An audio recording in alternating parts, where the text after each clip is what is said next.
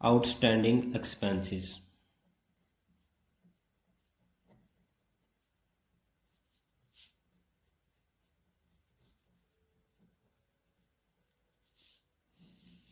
Outstanding expenses, इसको हम लोग एक्सपेंसेस पेएबल का नाम भी देते हैं, इसको हम लोग एक्रूड एक्सपेंसेस का नाम भी देते हैं। तो ये तीनों में से कोई एक नाम आ जाए तो आपने कंफ्यूज नहीं होना। अब आउटस्टैंडिंग एक्सपेंसेस हमारे पास होते क्या हैं? कुछ हमारे पास ऐसे एक्सपेंसेस होते हैं जो इंकर तो हो जाते हैं लेकिन उनको हम लोग पे नहीं करते। Expenses which have been incurred, जो हमारे पास इंकर तो हो जाते हैं बट नॉट पेड, जिनको अभी तक हम लोगों ने पे नहीं किया होता, उनको हम लोग नाम दे देते हैं आउटस्टैंडिंग एक्सपेंसेस का।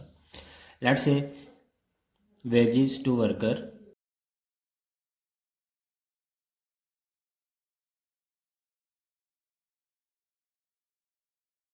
₹1,00,000 due for the month of December. दिसंबर के महीने की 1,00,000 की वेजेस आपके पास जो है वो ड्यू हैं, मतलब आपने उनको भी पे करना है। तो दिसंबर में आपका अज्यूम कर लें कि at the end of December 31 दिसंबर को आपकी जो बुक्स हैं वो क्लोज़ हो जाती हैं। तो बुक्स क्लोज़ हो जाएंगी तो अभी तक यहाँ पे आपने वर्कर्स को 1,00,000 की वेजेस पे नहीं की, तो जब आपकी बुक्स क्लोज हो जाएंगी तो वहाँ पे हम लोगों ने इसकी एडजस्टिंग एंट्री परफॉर्म करेंगे। तो इसकी एडजस्टिंग एंट्री हमारे पास क्या होगी?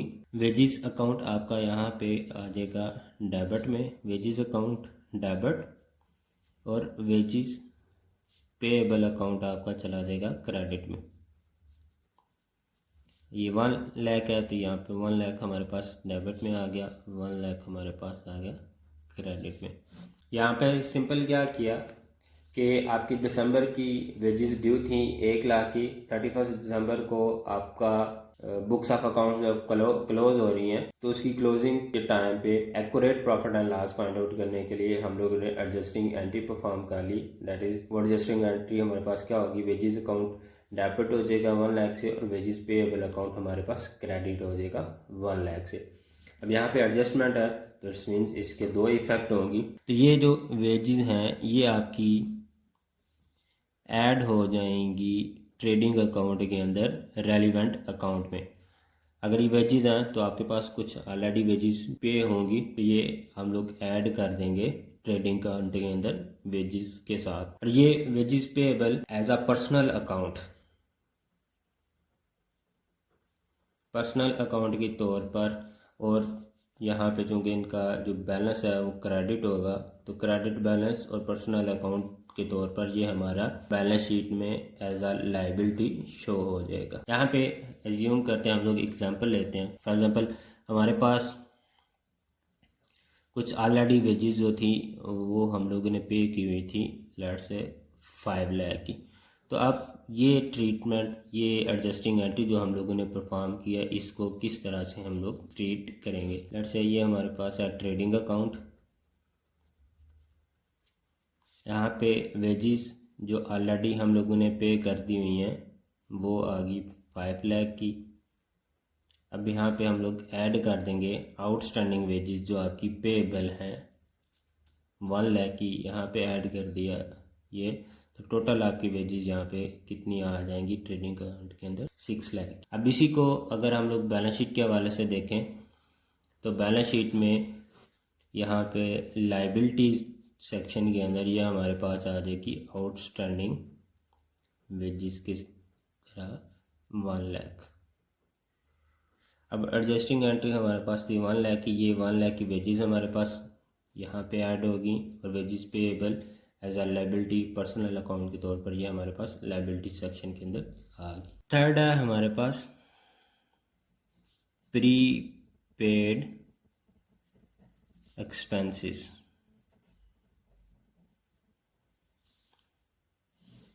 अब प्रीपेड एक्सपेंसेस, इसको हम लोग अनएक्सपायर्ड एक्सपेंसेस का नाम भी देते हैं। प्रीपेड एक्सपेंसेस और अनएक्सपायर्ड एक्सपेंसेस। अब प्रीपेड एक्सपेंसेस या अनएक्सपायर्ड एक्सपेंसेस क्या होते हैं? विच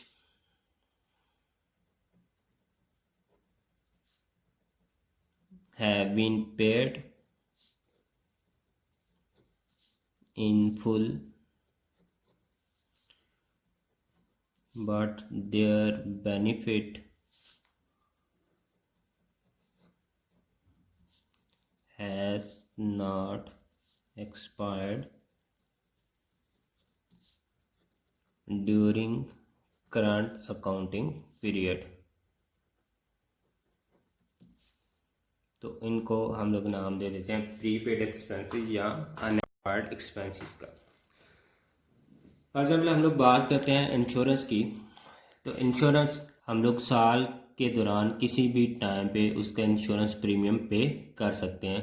अब ये नहीं कि जस्ट 1 जनवरी वाले दिन ही हमारी इंश्योरेंस होगी और वो 1 साल का प्रीमियम हम लोग पे करेंगे, वो 31 दिसंबर को क्लियर हो जाएगा, ख़त्म हो जाएगा।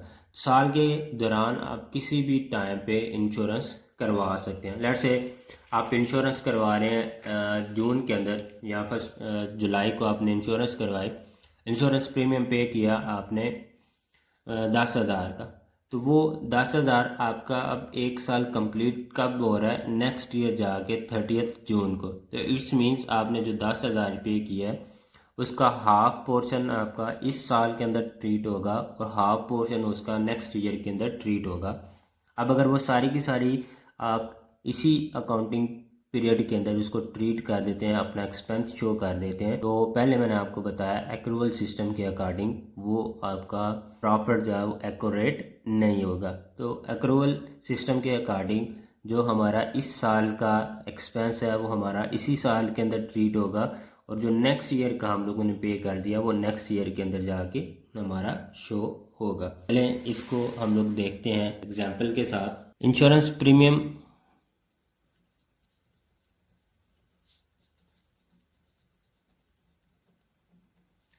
आपने लेट से पे किया है 10,000 का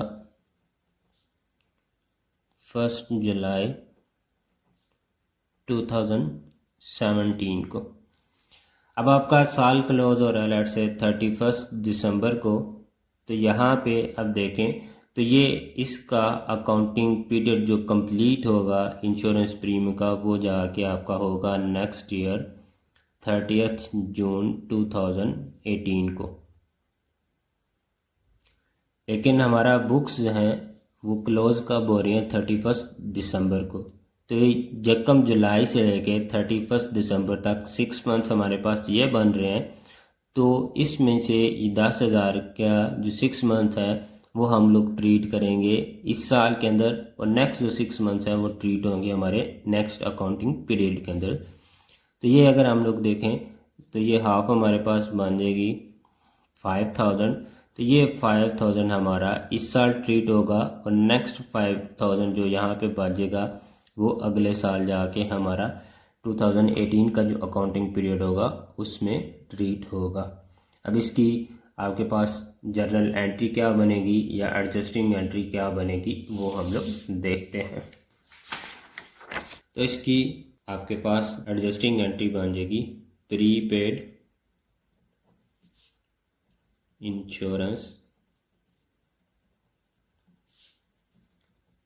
प्रीमियम अकाउंट आपका आ जाएगा डेबिट पे और इंश्योरेंस प्रीमियम अकाउंट आपका आ जाएगा क्रेडिट पे।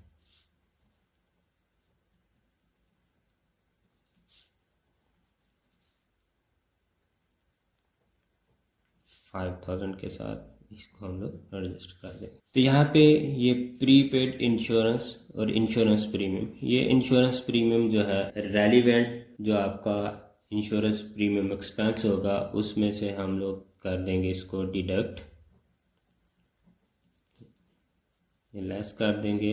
और ये आपका जो प्रीपेड इंश्योरेंस है ये एज अ पर्सनल अकाउंट इसका आपके पास डेबिट बैलेंस होगा, तो एज अ डेबिट बैलेंस या एज अ पर्सनल अकाउंट ये हमारे पास शो हो जाएगा बैलेंस शीट के अंदर as an asset. Let's say हमारे पास ऑलरेडी जो इंश्योरेंस हम लोगों ने प्रीमियम पे किया हुआ है वो हमारे पास कुछ था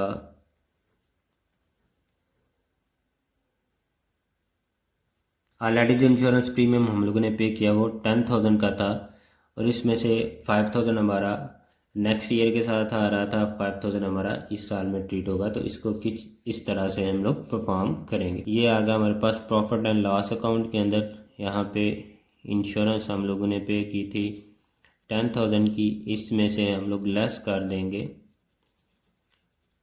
प्रीपेड इंश्योरेंस, जो कि हमारे पास 5000 बच रही है। तो ये 5000 आपका इस अकाउंटिंग पीरियड का एक्सपेंस शो हो देगा। बैलेंस शीट में देखें तो बैलेंस शीट के अंदर एज एन एसेट हमारे पास ये प्रीपेड इंश्योरेंस शो हो जाएगा 5000 के साथ। तो ये इस तरह से कुछ इसकी ट्रीटमेंट हमारे पास हो जाएगी। नेक्स्ट हमारे पास है एक्रूड इनकम, या इसको हम लोग रेवेन्यू रिसीवेबल का नाम भी देते हैं।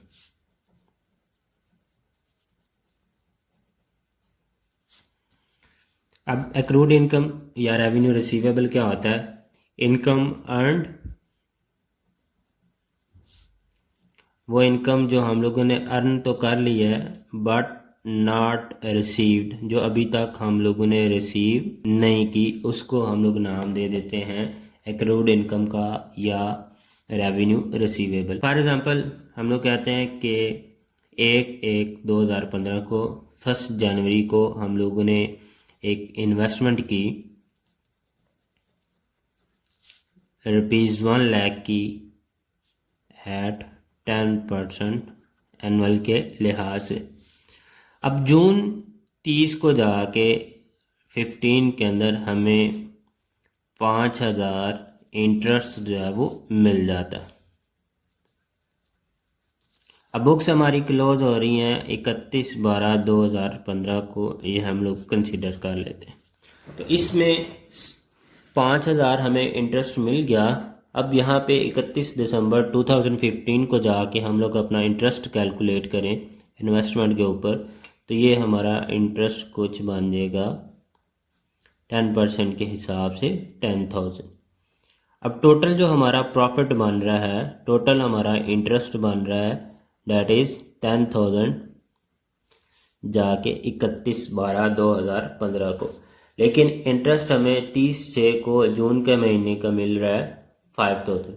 तो इट्स मीन्स टोटल हमारा जो इंटरेस्ट है वो 10,000 बन रहा था, उसमें से 5,000 हमें मिल गया। 5,000 यहाँ पे हमारा अभी रिसीवेबल है। अगर यहाँ पे हम लोग बात करें, ये जो इंटरेस्ट हम लोगों ने रिसीव कर लिया है, इसकी एंट्री अगर हम लोग करें तो ये एंट्री कुछ हमारे पास इस तरह से बन जाएगी। कैश अकाउंट हमारा आ जाएगा डेबिट के अंदर और इंटरेस्ट अकाउंट हमारा आ जाएगा क्रेडिट के अंदर 5,000 के साथ। अब बात करें अगर हम लोग रिसीवेबल की, जो हमें ये रिसीवेबल है इसकी एडजस्टमेंट एंट्री करनी पड़ेगी हमें जाके 31/12/2015 को। तो इसकी एडजस्टमेंट एंट्री आपके पास क्या होगी? इंटरेस्ट रिसीवेबल अकाउंट आपका डेबिट पे चला जाएगा और इंटरेस्ट अकाउंट आपका क्रेडिट पे चला जाएगा 5,000 के साथ। तो अब यहाँ पे हम लोग इसका अगर देखें ट्रीटमेंट क्या होगी प्रॉफिट एंड लॉस अकाउंट के अंदर और बैलेंस शीट के अंदर, तो ये interest receivable as a personal account और इसका चूँकि डेबिट बैलेंस आपके पास होगा तो ये बैलेंस शीट के अंदर आपका एसेट के तौर पर शो होगा। और इंटरेस्ट ये आपका जो रेलिवेंट इनकम होगी उसमें आ जाएगा added to profit and loss account on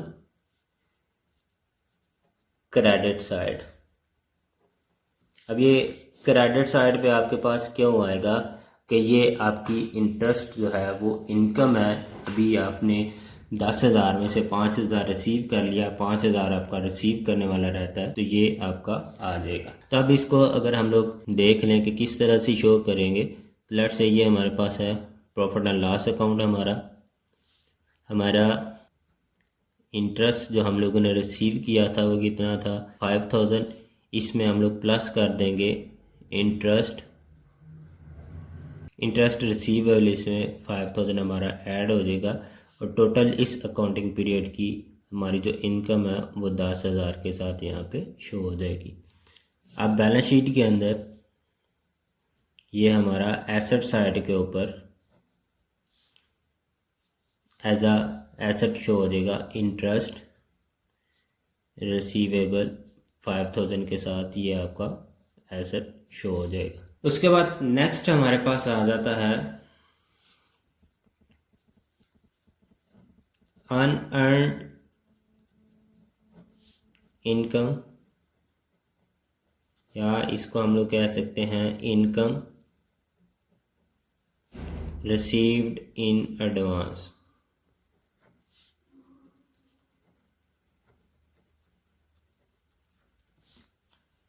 अब अनअर्न्ड इनकम या इनकम रिसीव्ड इन एडवांस क्या होती है? इनकम रिसीव्ड, इनकम तो हम लोगों ने रिसीव कर लिया, but services will be provided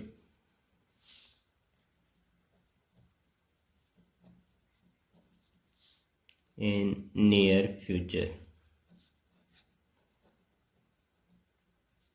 तो इनकम रिसीव्ड इन एडवांस या अनअर्न्ड इनकम क्या आई? आपने इनकम तो वसूल कर ली है, लेकिन आपको जो सर्विसेज आपने प्रोवाइड करनी है वो नियर फ्यूचर के अंदर आप सर्विसेज प्रोवाइड कर देंगे। अब फॉर एग्जांपल आपका लैंडलॉर्ड है, उसने लैंडलॉर्ड आपके पास है, उसने 1800 3 मंथ्स का रेंट कलेक्ट कर लिया है टेनेंट से।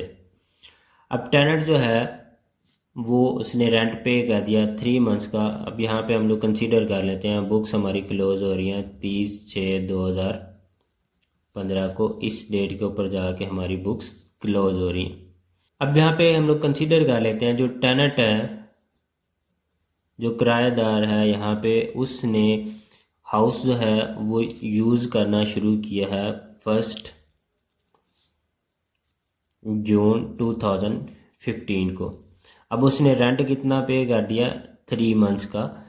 यहाँ पे 3 मंथ्स का टेनेंट ने रेंट पे कर दिया लैंडलॉर्ड को 1800। अब यहाँ पे हम लोग कंसिडर कर रहे हैं कि बुक्स हमारी जो क्लोज हो रही हैं वो 30 जून 2015 को हो रही हैं। तब यहाँ पे हम लोग देखें तो लैंडलॉर्ड है, उसने 2 महीने का यहाँ पे 2 मंथ्स का एक्स्ट्रा रेंट उससे चार्ज कर लिया।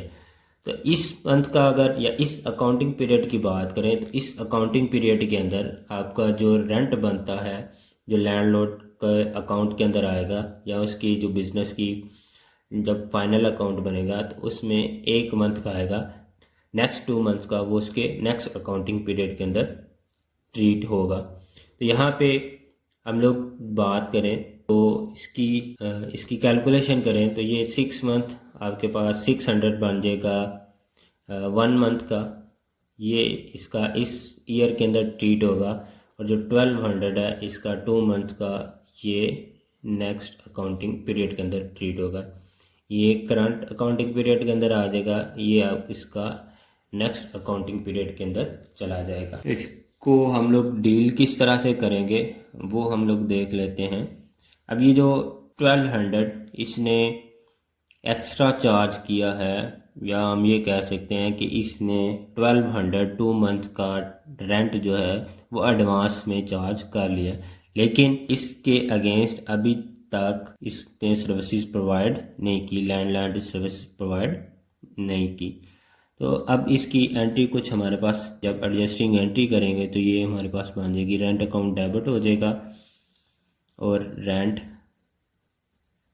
रिसीव्ड इन एडवांस अकाउंट ये हो जाएगा डेबिट। 1200 से ये आ जाएगा और 1200 से ये आपका क्रेडिट पे चला जाएगा। सिंपल यहाँ पे सिनेरियो क्या था, लैंडलॉर्ड ने 3 मंथ्स का रेंट चार्ज किया टेनेंट से 1800, अब इसका बुक्स जो हैं वो क्लोज़ हो रही हैं 30 जून 2015 को और टेनेंट उसका आके ऑक्यूपाई कर रहा है 1 जून को। तो 1 जून से 30 जून तक इस अकाउंटिंग पीरियड के अंदर टेनेंट ने यूज़ किया। अब इस साल का जब लैंडलॉर्ड अपना अकाउंट फाइंड आउट करेगा प्रॉफिट एंड लॉस, तो 1 मंथ का उसको वहाँ पे डील करना पड़ेगा रेंट। अब 2 मंथ का जो उसने एक्स्ट्रा वसूल कर लिया है उसके अगेंस्ट अभी तक टेनेंट ने वो यूज़ नहीं किया, तो यहाँ पे वो 2 मंथ का उसका नेक्स्ट अकाउंटिंग पीरियड के अंदर चला जाएगा। तो ये रेंट अकाउंट जो है 1200 का, ये रेलिवेंट जब हम लोग ट्रेडिंग अकाउंट की बात करेंगे तो ये ट्रेडिंग अकाउंट के अंदर क्रेडिट साइड पे ये क्या हो जाएगा, डिडक्ट हो जाएगा। और ये rent received in advance as a personal account balance sheet के अंदर लायबिलिटी साइड के अंदर शो हो जाएगा। अब इसको हम लोग देख लेते हैं कि बैलेंस शीट के अंदर किस तरह से ट्रीट करेंगे और ट्रेडिंग अकाउंट में किस तरह से ट्रीट करेंगे। ये हमारे पास लेट से प्रॉफिट एंड लॉस अकाउंट है,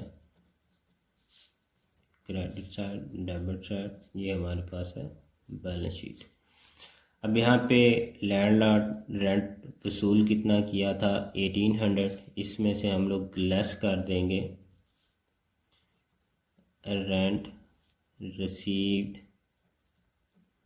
इन एडवांस। एडवांस के अंदर जो उसने रेंट रिसीव किया वो उसने रिसीव कर लिया 1200, तो ये 600 इसका इस अकाउंटिंग पीरियड के अंदर इनकम शो हो जाएगी।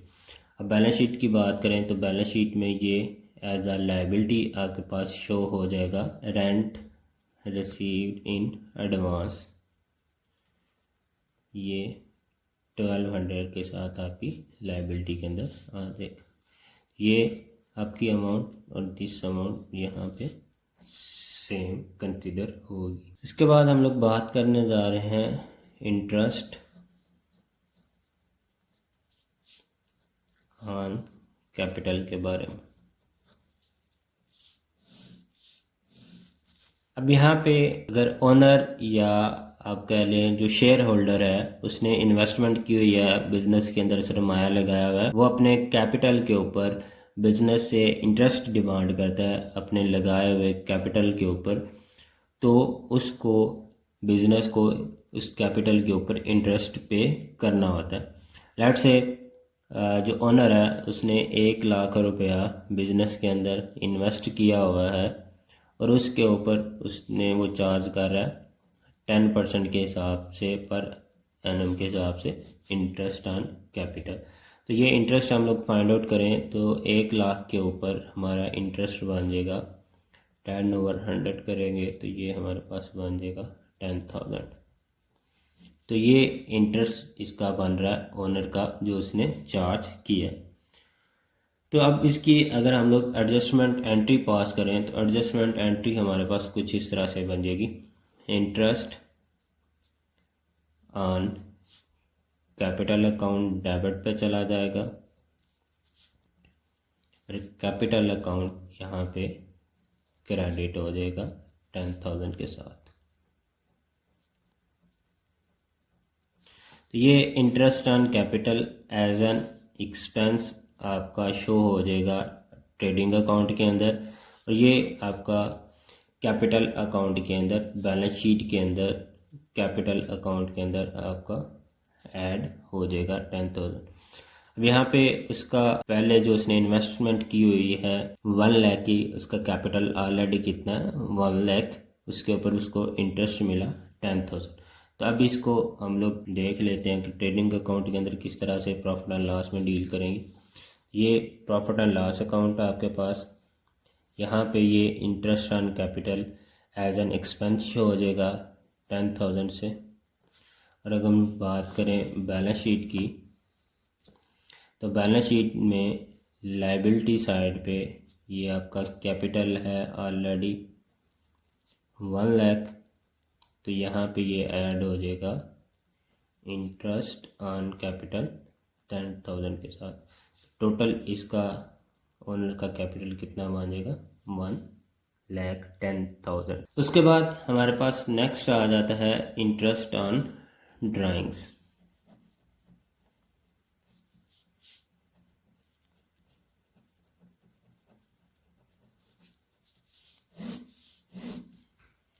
अब इंटरेस्ट ऑन ड्राइंग्स, जैसे कि अभी हम लोगों ने देखा ओनर ने इन्वेस्टमेंट की हुई है बिजनेस के अंदर, तो उसके ऊपर वो इंटरेस्ट चार्ज कर रहा है। तो अब यहाँ पे इसी तरह से अगर ओनर जो है वो अपने पर्सनल इस्तेमाल के लिए कोई कैश या गुड्स वगैरह विड्रा कर रहा होता है बिजनेस से, तो वो उससे बिजनेस की जो फंड है अवेलेबल है उसको वो कम हो रहे होते हैं। तो जब इस तरह की सिचुएशन होती है तो बिजनेस कैपिटल की तरफ से जो ड्राइंग्स की जा रही होती हैं उन ड्राइंग्स के ऊपर भी इंटरेस्ट चार्ज कर रहा होता है। अगर हमारे पास कोई भी इंफॉर्मेशन गिवन ना हो, प्रोवाइडेड ना हो कि कितने % इंटरेस्ट ऑन ड्राइंग बिजनेस की तरफ से चार्ज किया जाएगा, तो वो नॉर्मली 6% के हिसाब से उसको इंटरेस्ट चार्ज किया जा रहा होता है ओनर की ड्राइंग्स के ऊपर। लेट्स से कैपिटल यहाँ पे ओनर का था 1 लाख, ड्राइंग्स वो यहाँ पे टोटल कर रहा है आपके पास 10,000 की। तो यहाँ पे गिवन इन्फॉर्मेशन के अकॉर्डिंग जो उसको इंटरेस्ट चार्ज किया जाएगा वो एट 6% एनुअल के हिसाब से उसका इंटरेस्ट चार्ज किया जाएगा। अब ड्राइंग्स देखें तो ड्राइंग्स इसकी कितनी है 10,000, तो 10,000 के ऊपर 6% आप चार्ज करें तो ये आपके पास बन जाएगा 600, उसको चार्ज होगा उसकी ड्राइंग के ऊपर। अब इसकी एडजस्टमेंट एंट्री अगर हम लोग पास करें तो इसकी एडजस्टमेंट एंट्री बन जाएगी interest on drawings account debit हो जाएगा और प्रॉफिट एंड लॉस अकाउंट आपका क्रेडिट हो जाएगा। 600 से ये आ जाएगा और 600 से ये आ जाएगा। अब ट्रेडिंग अकाउंट के अंदर ये किस तरह से शो होगा, प्रॉफिट एंड लॉस अकाउंट के अंदर ये आपका आ जाएगा क्रेडिट साइड पे बिजनेस की इनकम शो हो जाएगी, और जब बैलेंस शीट की बात करते हैं तो बैलेंस शीट के अंदर ये ड्राइंग्स अकाउंट के अंदर जाके ऐड हो जाएगा। अब इसको हम लोग देखते हैं प्रॉफिट एंड लॉस अकाउंट, इसमें आपका interest on drawings credit side पे इनकम शो हो जाएगा 600 से। जब हम लोग बात करते हैं बैलेंस शीट की तो बैलेंस शीट में ये आपकी ड्राइंग्स, इसमें फर्दर आपका इंटरेस्ट ऑन ड्राइंग्स को ऐड हो जाएगा। पहले थी ड्राइंग्स 10,000 की, 600 की उसको इंटरेस्ट चार्ज हुआ तो टोटल इसकी ड्राइंग्स कितनी बन जाएगी 10,600। और ये सारी की सारी जो ड्राइंग्स हैं वो कैपिटल में से आपकी लेस हो जाएंगी और इस तरह से उसकी टोटल इक्विटी आपके पास आ जाएगी ओनर की। इसके बाद यहाँ पे हम लोग बात करते हैं लास्ट पे डेप्रिसिएशन के बारे में।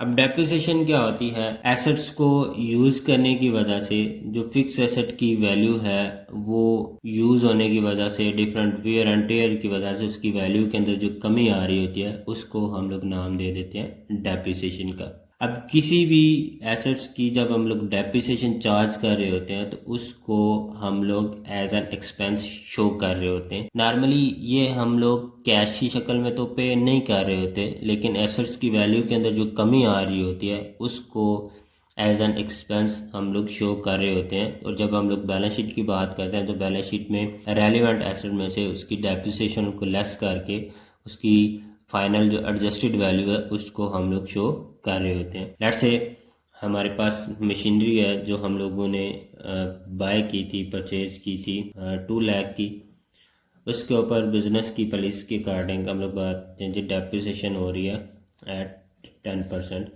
तो अब इसकी डेप्रिसिएशन निकालें तो ये हमारे पास कुछ एंट्रीज की बन जाएगी। डेप्रिसिएशन अकाउंट डेबिट पे चला जाएगा और मशीन अकाउंट यहाँ पे आ जाएगा क्रेडिट पे। अब डेप्रिसिएशन कितनी आएगी तो ये 2 lakh multiplied by 10 divided by 100 करेंगे तो ये डेप्रिसिएशन हमारे पास आ जाएगी 20,000 की। ये 20,000 यहाँ पे आ गई, 20,000 से मशीनरी की वैल्यू कम हो जाएगी। तो ये हमारे पास एडजस्टिंग एंट्री कुछ इसकी बन जाएगी। तो ये डेप्रिसिएशन जो है ये यहाँ पे प्रॉफिट एंड लॉस के अंदर एज एन एक्सपेंस हम लोग शो कर देंगे। और ये जो मशीनरी है, ये मशीनरी के अंदर जब हम लोग बैलेंस शीट की बात करते हैं तो बैलेंस शीट के अंदर डेप्रिसिएशन मशीनरी की 20,000 से वो कम हो जाएगी। अब हम लोग देखते हैं इसको किस तरह से डील करेंगे। लेट्स से ये हमारे पास बैलेंस शीट है, तो बैलेंस शीट में एसेट साइड्स के अंदर मशीनरी हमारी थी टोटल 2 लाख की, इसमें से हम लोग लेस कर देंगे डेप्रिसिएशन जो कि हमारे पास आ रही है 20,000। तो अब हमारा साल के एंड पे जो एसेट है मशीनरी है वो कितने की बन जाएगी, 1,80,000 की। और जब हम लोग बात करेंगे प्रॉफिट एंड लॉस अकाउंट की, तो प्रॉफिट एंड लॉस अकाउंट के अंदर ये डेप्रिसिएशन एज एन एक्सपेंस हमारा शो हो जाएगी 20,000। डेप्रिसिएशन किसकी चार्ज कर रहे हैं, डेप्रिसिएशन ऑन मशीनरी। तो ये कुछ एडजस्टमेंट सी हमारे पास जो हम लोगों ने आज देखी। अब अगर हम लोग देखें डेप्रिसिएशन, अगर डेप्रिसिएशन आपकी ट्रायल बैलेंस के अंदर आ जाए तो उसको हम लोग किस तरह से ट्रीट करते हैं। अब डेप्रिसिएशन अगर आपकी ट्रायल बैलेंस के अंदर आ रही है तो इट्स मीन्स कि डेप्रिसिएशन की एंट्री हम लोगों ने ऑलरेडी परफॉर्म कर दी हुई है। तो जब ऑलरेडी डेप्रिसिएशन की एंट्री हो गई है, हम लोगों ने डेप्रिसिएशन चार्ज कर लिया, उसकी एंट्री परफॉर्म हो गई है, तो इस मीन्स वो ट्रायल बैलेंस के अंदर शो हो जाएगी। और वहाँ पे ट्रायल बैलेंस के अंदर जो आपका एसेट शो हो रहेगा वो एडजस्टेड एसेट या एडजस्टेड वैल्यू ऑफ एसेट आपकी शो हो रही होगी। तो उस वजह से हमें कोई भी उसकी एडजस्टमेंट एंट्री परफॉर्म नहीं करना पड़ेगी।